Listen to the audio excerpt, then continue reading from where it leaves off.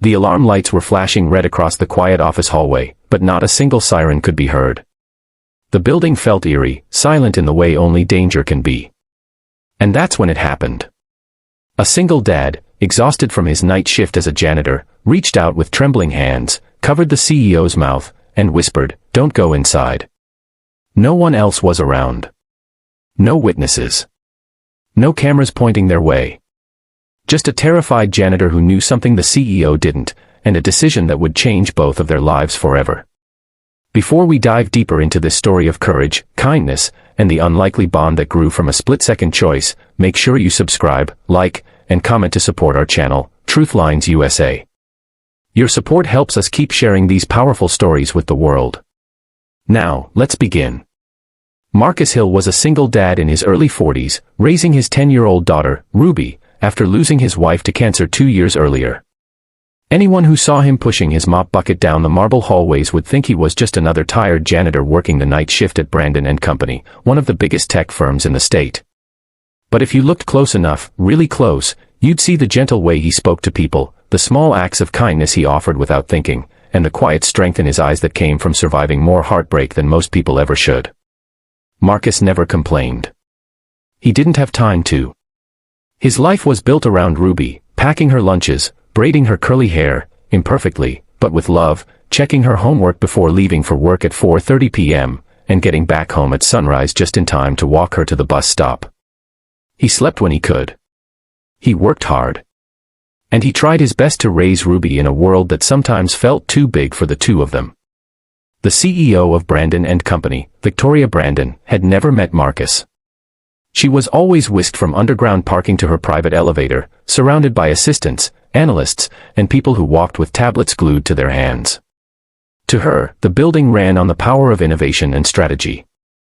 But in reality, it ran just as much on people like Marcus, quiet forces who kept the company moving even when no one noticed.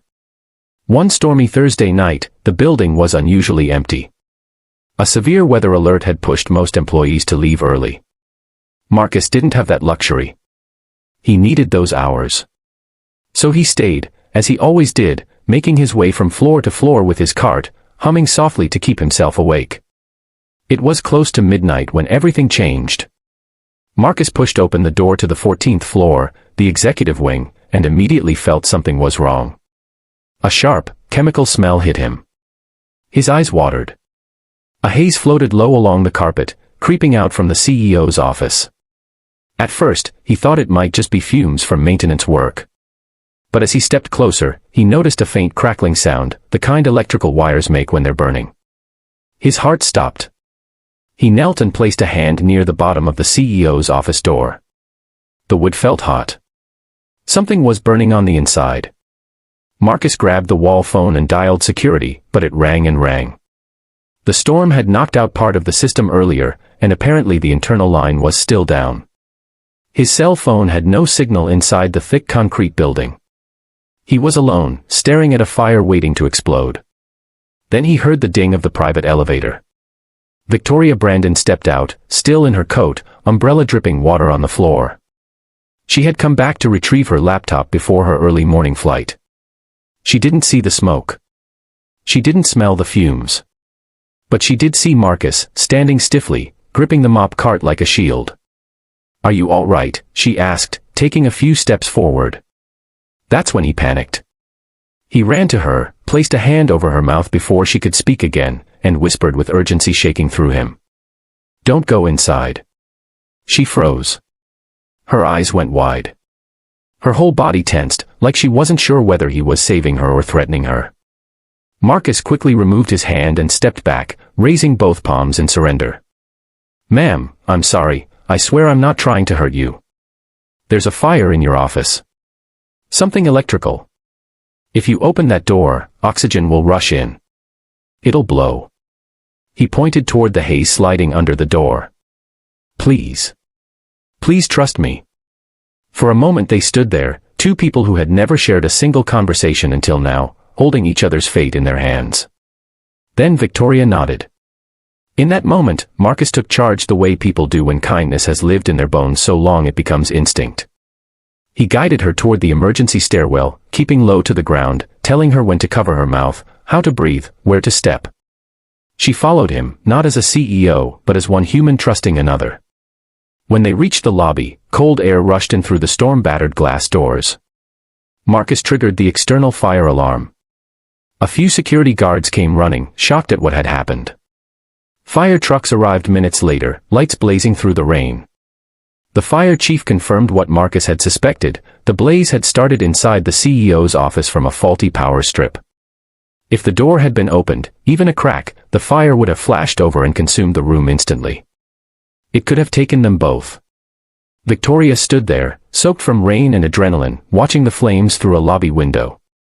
For the first time in years, she felt unbelievably small.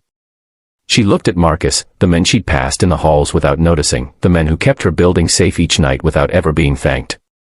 "You saved my life," she whispered. Marcus shook his head. "I just did what anyone would do."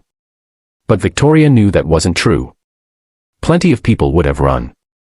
Plenty of people would have looked the other way. He didn't. He risked everything: his job, his safety, even being misunderstood, because that's what kind people do. They step in when no one else does. The next morning, when the storm cleared, Victoria asked Marcus to meet her in her temporary office space. He came in nervous, thinking he might be fired for touching her, even if it was to save her life. But instead, she asked him to sit.